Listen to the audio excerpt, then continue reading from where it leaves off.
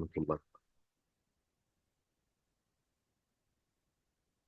الحمد لله رب العالمين، والعاقبة للمتقين، ولا عدوان إلا على الظالمين، والصلاة والسلام على أشرف الأنبياء والمرسلين وعلى آله وأصحابه أجمعين. أما بعد. அன்புள்ள சகோதர சகோதரிகளே, பஹ்ரைனிலே அமைந்திருக்கிற பசாயிர் கல்வி நிலையம் தமிழ் பிரிவு சார்பாக தொடர்ச்சியாக நடைபெற்று வருகின்ற இந்த கல்வி வகுப்பிலே நாம் எல்லோரும் இணைந்திருக்கிறோம். அல்ஹம்துலில்லாஹ். நபித்தோழர்களுடைய வரலாறுகளும் அவை தரக்கூடிய படிப்பினைகளும் என்கிற இந்த தலைப்பிலான தொடர் வகுப்பிலே நாம் எல்லோரும் கலந்து சில நபித்தோழர்களுடைய வரலாறுகளை, அவை தரக்கூடிய படிப்பினைகளை பார்த்து கொண்டு வருகிறோம். அந்த அடிப்படையில் இன்றைய வகுப்பில் மற்றும் ஒரு நபித்தோழராகிய அப்துல்லாஹ் இப்னு உம்மி மக்தூம் ரலியல்லாஹு அன்ஹு அவர்கள் பற்றிய சில குறிப்புகளை நாம் பார்க்க இருக்கிறோம். அப்துல்லாஹ் இப்னு உம்மி மக்தூம் என்கிற பெயர் பெரும்பாலும் நம் எல்லோருக்கும் பரிச்சயமான ஒரு பெயராக காணப்படுகிறது. அப்துல்லாஹ் இப்னு உம்மி மக்தூம் என்கிற இந்த நபித்தோழர் மக்காவிலே பிறந்தவர், குறைஷி வம்சத்தை சேர்ந்தவர். ரசூல் ஸல்லல்லாஹு அலைஹி வஸல்லம் அவர்களுடைய முதல் மனைவியாகிய ஹதீஜா ரலியல்லாஹு அன்ஹா அவர்களின் மாமாவின் மகனாகவும் இவர்கள் காணப்படுகிறார்கள். இவர்களுடைய பெயர் ஆரம்பத்திலே எவ்வாறு இருந்தது என்பது தொடர்பாக வரலாற்றாசிரியர்கள் பல்வேறு கருத்துக்களை முன்வைக்கிறார்கள். அதிலே குறிப்பாக மதீனாவாசிகள் சொல்லக்கூடிய பெயர் அப்துல்லாஹ் இப்னு கைஸ் என்பது, ஈராக் வாசிகள் இவரை உமர் என்று அழைக்கிறார்கள். இந்த அப்துல்லாஹ் என்பதுதான் ரசூல் ஸல்லல்லாஹு அலைஹி வஸல்லம் அவர்களும் அவருக்கு சூட்டிய பெயர் என்று வரலாற்றாசிரியர்கள் சிலர் குறிப்பிடுகிறார்கள். உம்மி மக்தூம் என்பது அவருடைய தாயினுடைய இடுகுறி பெயராகும். அதாவது அவருடைய தாயின் பெயர் ஆத்திகா பின்த் அப்துல்லா என்பது. ஆத்திகா பின்த் அப்துல்லாஹ் என்பது. இந்த அப்துல்லாஹ் இப்னு உம்மி மக்தூம் ரலியல்லாஹு அன்ஹு கண் தெரியாமல் பிறந்த ஒரு மனிதர் என்கிற வகையில் அவரை அவருடைய தாய் ரகசியமாக வளர்த்தெடுத்தார் என்பதனால் மக்தூம் என்கிற பெயர், உம்மு மக்தூம் என்கிற பெயர் அவருக்கு சூட்டப்பட்டிருக்கிறது என்றும் வரலாற்றாசிரியர்கள் குறிப்பிடுகிறார்கள். இப்போ ஆத்திகா பின்த் அப்துல்லா என்ற அவர்களுடைய தாயைத்தான் உம்மி மக்தூம் என்று அழைக்கப்படும். மகனை மிக கஷ்டப்பட்டு வளர்த்த அந்த சிறப்புக்காக அவருடைய பெயர் கொண்டு இவர்கள் அழைக்கப்படுகிறார்கள். அப்துல்லா இப்னு உம்மி மக்தூம். உம்மி மக்தூமுடைய மகன் அப்துல்லா. இவருடைய தந்தையின் பெயர் கைஸ் இப்னு ஜாயிதா என்பதாகும். பொதுவாக எல்லோரையும் தந்தையினுடைய பெயரோடு தான் அழைப்பார்கள். ஆனால் அப்துல்லாஹ் இப்னு உம்மி மக்தூம் ரலியல்லாஹு அன்ஹு அவர்களை தாயினுடைய பெயரோடு சேர்த்து அழைத்திருப்பது அந்த தாய்க்கு ஒரு பெருமையாக காணப்படுகிறது. இவர்கள் உம்மு மக்தூம் ஆத்திகா பின்த் அப்துல்லா ரசூல் ஸல்லல்லாஹு அலைஹி வஸல்லம் அவர்களுடைய நெருங்கிய உறவினர் என்பதும் இங்கே குறிப்பிடத்தக்கதாகும். இஸ்லாத்தை முதலில் ஏற்றுக்கொண்ட நபித்தோழர்களுள் அப்துல்லாஹ் இப்னு உம்மி மக்தூம் ரலியல்லாஹு அன்ஹு அவர்களும் ஒருவராக காணப்படுகிறார். அதே போல மதீனாவுக்கு முதலிலே ஹிஜ்ரத் சென்றவராக, அல் குர்ஆனை கற்றுக் கொடுப்பதற்காக நபிகள் நாயகம் ஸல்லல்லாஹு அலைஹி வஸல்லம் அவர்களால் அனுப்பப்பட்டவராக முஸ்அப் இப்னு உமைர் ரலியல்லாஹு அன்ஹு அவர்கள் அடையாளப்படுத்தப்படுகிறார்கள். அதற்கு அடுத்தவராக அப்துல்லாஹ் இப்னு உம்மி மக்தூம் ரலியல்லாஹு அன்ஹு அவர்கள்தான் அடையாளப்படுத்தப்படுகிறார்கள். கண் பார்வை இல்லாதவராக இருந்தாலும் உளப்பார்வையில் தெளிவோடு அல்லாஹுடைய உதவியை கொண்டு அவர்கள் இருந்ததனால்தான் ஆரம்பத்திலேயே இஸ்லாத்தை ஏற்றுக்கொண்டவராகவும் இஸ்லாத்தை எத்தி வைப்பதிலே பரப்புவதிலே மிக அக்கறை கொண்ட ஒருவராகவும் அப்துல்லாஹ் இப்னு உம்மி மக்தூம் ரலியல்லாஹு அன்ஹு அவர்கள் அடையாளப்படுத்தப்படுகிறார்கள். அது மட்டுமன்றி நபி ஸல்லல்லாஹு அலைஹி வஸல்லம் அவர்களுடைய பிரபல்யமான முஅத்தின்களாக பிலால் ரலியல்லாஹு அவர்களும் அப்துல்லாஹ் இப்னு உம்மி மக்தூம் ரலியல்லாஹு அன்ஹு அவர்களும் அடையாளப்படுத்தப்படுகிறார்கள். ரசூல் ஸல்லல்லாஹு அலைஹி வஸல்லம் அவர்கள் சஹர் பற்றி, சஹருடைய முடிவு நேரம் பற்றி சஹாபாக்களுக்கு தெளிவுபடுத்தும் போது, இன்ன பிலாலன் யுஅத்தின் ஃபகுலு வஷ்ரபு ஹத்தா யுஅத்தின இப்னு உம்மி மக்தூம், நிச்சயமாக பிலால் அதான் சொல்லுகிறார், நீங்கள் இப்னு உம்மி மக்தூம் அதான் சொல்லும் வரைக்கும் உண்ணுங்கள் குடியுங்கள் என்று நபி ஸல்லல்லாஹு அலைஹி வஸல்லம் அவர்கள் சொன்னார்கள். அதாவது சஹருடைய நேரத்தை அறிவிப்பதற்காகவும் தஹஜ்ஜுதிற்காக மக்களை எழுப்பி விடுவதற்காகவும் பிலால் ரலியல்லாஹு அன்ஹு அவர்கள் நபி ஸல்லல்லாஹு அலைஹி வஸல்லம் உடைய காலத்தில் அதான் சொல்லக்கூடிய ஒருவராக நியமிக்கப்பட்டிருந்தார்கள். ஃபஜ்ருக்கு அதான் சொல்லுகிறவராக இப்னு உம்மி மக்தூம், அப்துல்லாஹ் இப்னு உம்மி மக்தூம் ரலியல்லாஹு அன்ஹு அவர்கள் நியமிக்கப்பட்டிருந்தார்கள் என்பதை நாம் பார்க்கலாம். அப்ப இஸ்லாத்தின் அழைப்பு, தொழுகைக்கான அழைப்பை விடுக்கிற அந்த மகத்தான பணியில் ஈடுபட்ட ஒரு நபித்தோழராகவும் அப்துல்லாஹ் இப்னு உம்மி மக்தூம் ரலியல்லாஹு அன்ஹு அவர்கள் அடையாளப்படுத்தப்படுகிறார்கள். அன்புள்ள சகோதர சகோதரிகளே, இந்த அப்துல்லாஹ் இப்னு உம்மி மக்தூம் ரலியல்லாஹு அன்ஹு அவர்கள் கண் தெரியாதவராக சத்தியத்தை பெற்றுக்கொண்டு அந்த சத்தியத்திலே உறுதியோடும் துடிப்போடும் ஈடுபட்டது மட்டுமல்லாமல் தான் ஏற்றுக்கொண்ட ஹக்கை, தான் ஏற்றுக்கொண்ட அந்த தீனை மக்களுக்கு எத்தி வைக்க வேண்டும் என்கிற அந்த துடிப்பு அவர்களிடம் இருந்தது என்பதை அவர்கள் முதலில் ஹிஜ்ரத் சென்ற, அதாவது மதீனாவுக்கு ஹிஜ்ரத் சென்ற அந்த பட்டியலில் நாம் காண முடிகிறது.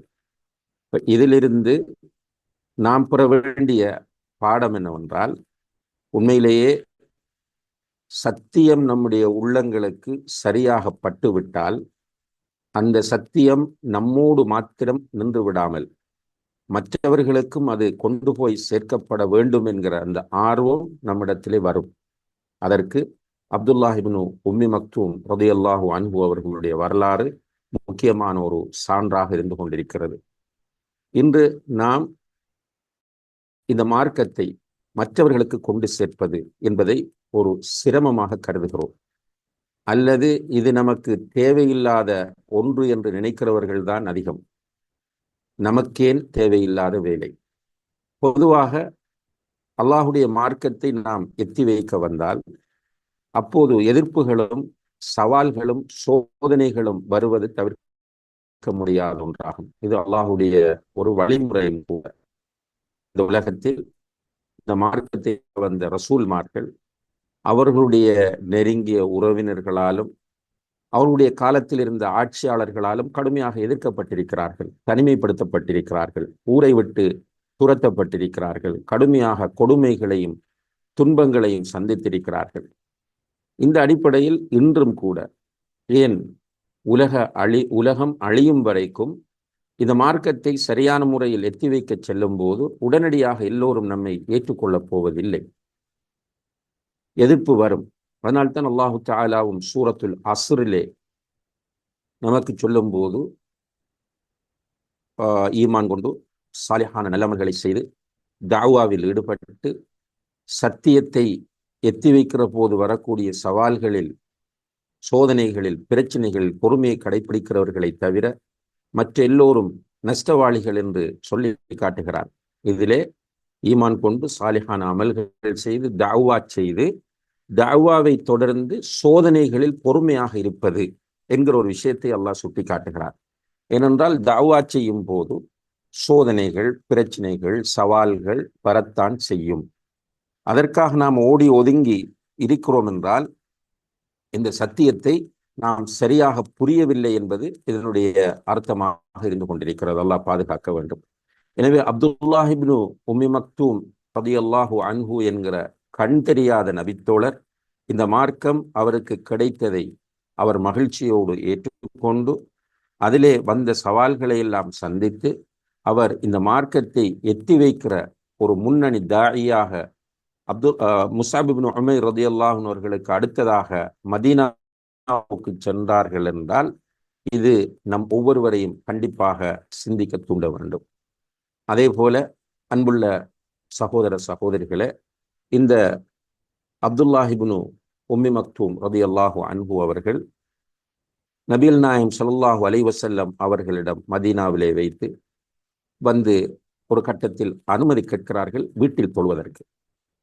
குறிப்பாக இரவு நேரங்களில் அவர்களை பள்ளிவாசலுக்கு அழைத்து வருவதற்கு அல்லது பள்ளிக்கு வருவதற்கான சரியான வழியை காட்டுவதற்கு ஆள் இல்லை. வீட்டுக்கும் மஸ்ஜிதுக்கும் இடையில் சில தடைகள் இருக்கின்றன. என்ன செய்வது என்று ரசூலுல்லாஹி அலைஹி வஸல்லம் அவர்களிடம் வந்து மஸ்ஜிதுக்கு வராமல் வீட்டில் தொழுவதற்கு அனுமதி கேட்ட போது அல்லாஹுடைய தூதர் ஸல்லல்லாஹு அலைஹி வஸல்லம் அவர்கள் அதான் சொல்லுகிற சத்தம், இகாமத் சொல்லுகிற சத்தம் உங்களுக்கு கேட்கிறதா என்று கேட்கிறார்கள். ஆம் என்று இப்னு உம்மி மக்தூம் ரலியல்லாஹு அன்ஹு அவர்கள் சொன்னபோது ரசூல் ஸல்லல்லாஹு அலைஹி வஸல்லம் அவர்கள் அப்படியாக இருந்தால் நீ மஸ்ஜிதுக்கு வந்துதான் தொழ வேண்டும் என்று அவரை வழிகாட்டினார்கள் என்கிற ஒரு வரலாற்றையும் இவருடைய வாழ்க்கையிலே நாம் காணக்கூடியதாக இருக்கிறது. அன்புள்ள சகோதர சகோதரிகளே, இதுவும் கூட நம் எல்லோரையும் சிந்திக்க தூண்டுகின்ற ஒரு நிகழ்வாகவே காணப்படுகிறது.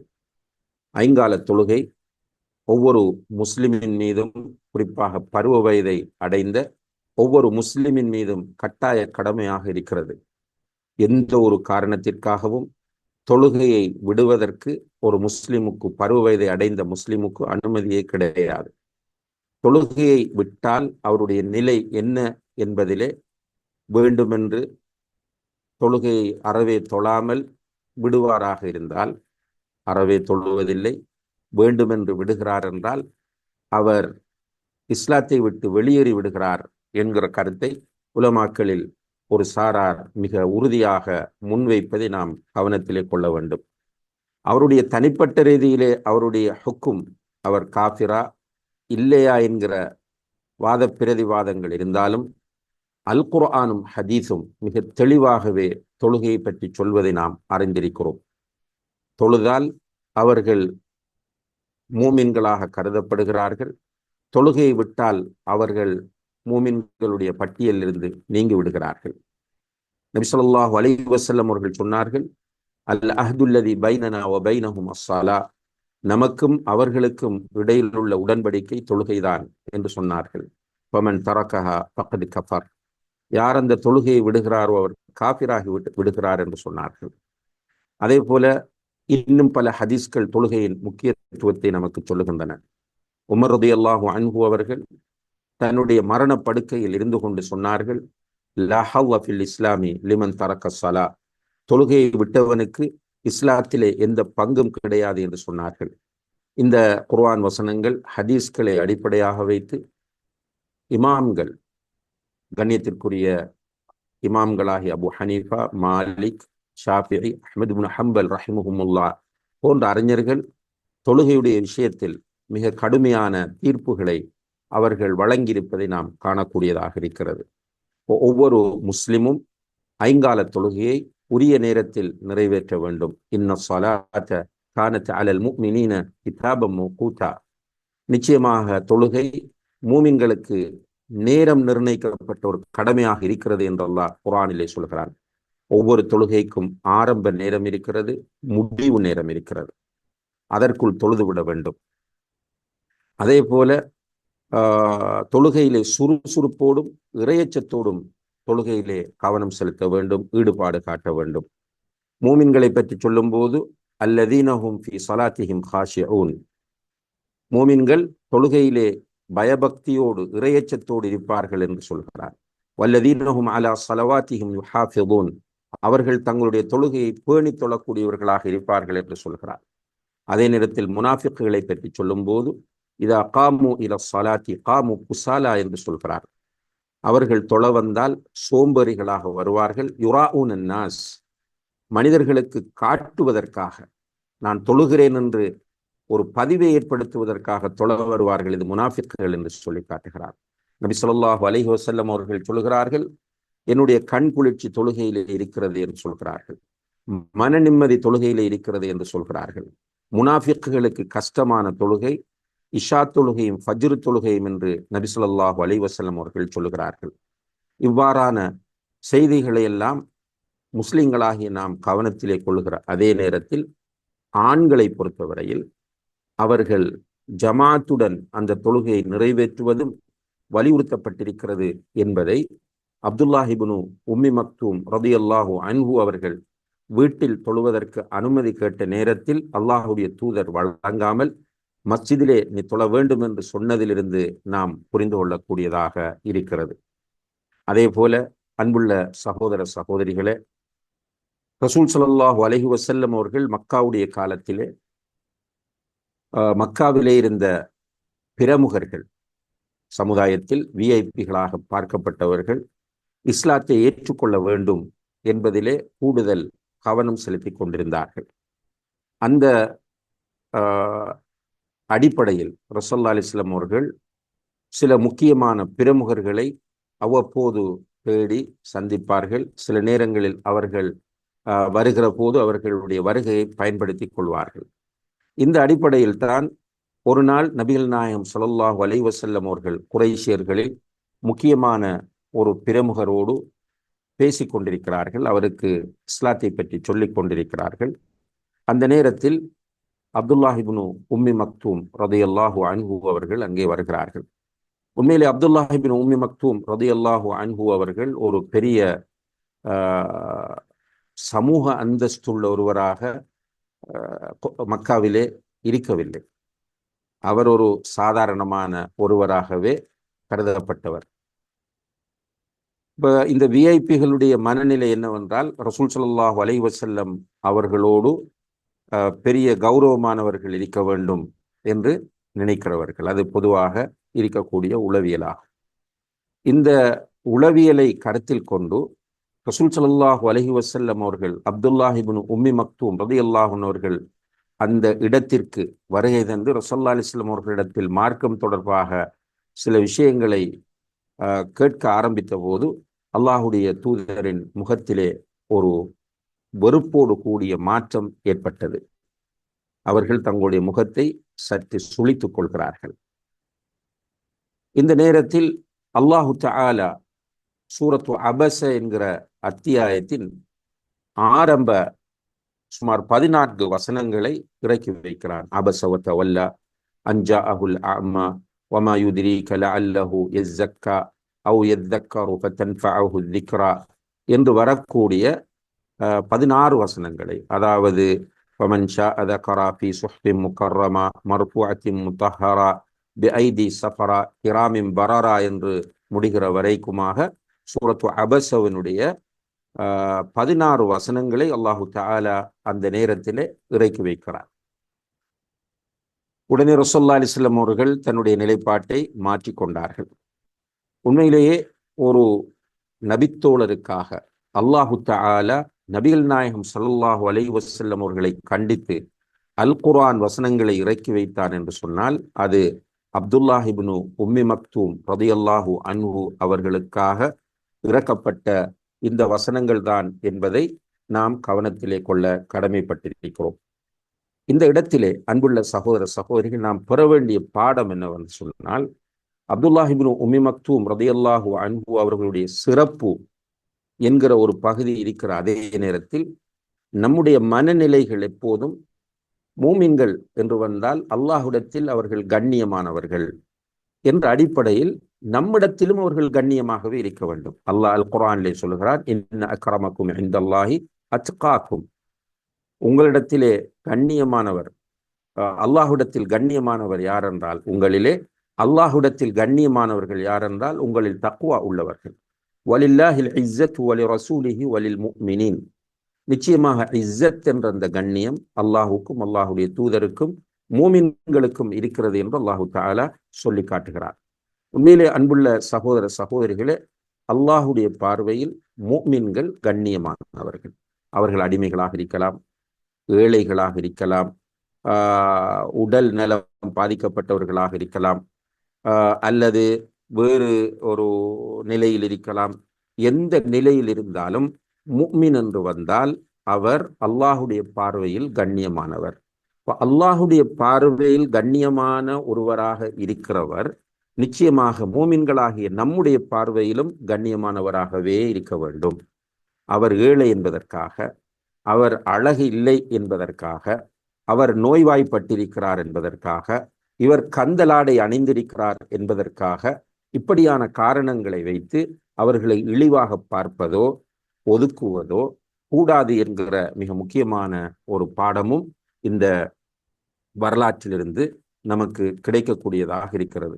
அதுபோல அன்புள்ள சகோதர சகோதரிகளே, அல்லாஹு தஆலா இந்த அப்துல்லாஹ் இப்னு உம்மி மக்தூம் ரலியல்லாஹு அன்ஹு அவர்களுடைய விஷயத்திலே இன்னும் ஒரு குர்ஆன் வசனத்தையும் இறக்கியிருக்கிறார். அதுதான் சூரத்து நிசாவினுடைய 95வது வசனம். சூரத்து நிசாவினுடைய 95வது வசனத்தையும் அல்லாஹு தஆலா இறக்கியிருக்கிறார். அதாவது நபி ஸல்லல்லாஹு அலைஹி வஸல்லம் அவர்கள் ஜிஹாதுகளுக்கு செல்லுகிற போது பெரும்பாலும் அப்துல்லாஹ் இப்னு உம்மி மக்தூம் ரலியல்லாஹு அன்ஹு அவர்களை மதீனாவிலே விட்டுவிட்டு மதீனாவுக்கு பொறுப்பாக்கி விட்டு செல்வார்கள். மதீனாவிலே ஐங்கால தொழுகையை நிறைவேற்றுவது, அங்குள்ள லோக்கல் நிர்வாகங்களை பார்த்து கொள்வது போன்ற விஷயங்களிலே அப்துல்லாஹ் இப்னு உம்மி மக்தூம் ரலியல்லாஹு அன்ஹு அவர்கள் கவனம் செலுத்தக்கூடியவர்களாக இருந்திருக்கிறார்கள். இப்போ ஜிஹாதுகளுக்கு போக முடியாத அந்த நிலையில் அவர் வருத்தப்பட்ட ஒரு சந்தர்ப்பத்தில் அல்லாஹு தஆலா இந்த சூரத்து நிசாவினுடைய 95வது வசனத்தை இறக்கி வைக்கிறான். லா யஸ்தவில் காயிதூன மினல் முஃமினீன கைரு உலில் தரரி வல் முஜாஹிதூன ஃபீ சபீலில்லாஹ். அதாவது மூமின்களில் ஜிஹாதுக்கு போகிறவர்கள் ஜிஹாதுக்கு போகாதவர்கள் இரண்டு பேரும் சமமாக மாட்டார்கள்.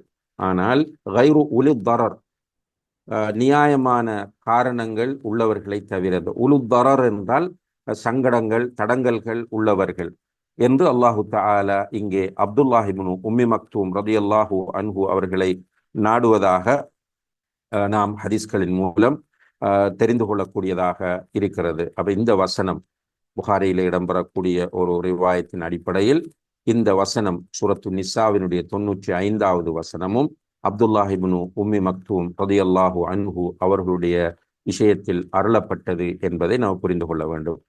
இந்த அப்துல்லாஹ் இப்னு உம்மி மக்தூம் ரலியல்லாஹு அன்ஹு அவர்கள் நாம் ஆரம்பத்திலே குறிப்பிட்டது போல மார்க்கத்தில் மிகப்பெரிய ஈடுபாடு உள்ளவர்களாக, உயர்ந்த லட்சியமிக்க ஒருவராக இந்த மார்க்கத்தை நிலைநாட்ட வேண்டும், இந்த மார்க்கம் உலகத்தில் கண்ணியமான ஒரு நிலையில் இருக்க வேண்டும் என்பதிலே மிக அக்கறை உள்ள ஒருவராக அப்துல்லாஹ் இப்னு உம்மி மக்தூம் ரலியல்லாஹு அன்ஹு அவர்கள் இருந்து வந்தார்கள். இந்த அடிப்படையில் சில சந்தர்ப்பங்களிலே அவர்கள் என்னிடத்தில் கொடியை கொடுங்கள், ஜிஹாதிகள் நடக்கிற போது என்னிடத்தில் கொடியை கொடுங்கள், நான் இதிலே போராடி வெற்றி அடைய வேண்டும் அல்லது வீரமரணம் அடைய வேண்டும் என்றெல்லாம் சொல்லுவார்கள். அந்த அடிப்படையில் ஹிஜ்ரி 14ஆம் ஆண்டு உமர் ரலியல்லாஹு அன்ஹுவுடைய ஆட்சி காலத்தில் பாரசீகர்களோடு மிகப்பெரிய ஒரு யுத்தத்திற்கு உமர் ரலியல்லாஹு அன்ஹு அவர்கள் திட்டமிட்டு கொண்டிருந்தார்கள். அந்த யுத்தத்திலே அப்துல்லாஹ் இப்னு உம்மி மக்தூம் ரலியல்லாஹு அன்ஹு அவர்கள் கலந்து கொள்கிறார்கள். அதிலே தனக்கு தேவையான கவசங்களை அவர்கள் அணிந்து கொண்டு அவர்கள் அந்த ஆரம்ப 3 நாட்கள் கடும் போராட்ட நாட்களாக, கடுமையான போராட்ட நாட்களாக இருந்தன. அதிலே அவர்கள் ஈடுபட்டு அந்த யுத்தத்திலே அப்துல்லாஹ் இப்னு உம்மி மக்தூம் ரலியல்லாஹு அன்ஹு அவர்கள் ஷஹீதாக்கப்பட்டார்கள் என்பதை வரலாற்றிலே நாம் படிக்கக்கூடியதாக இருக்கிறது.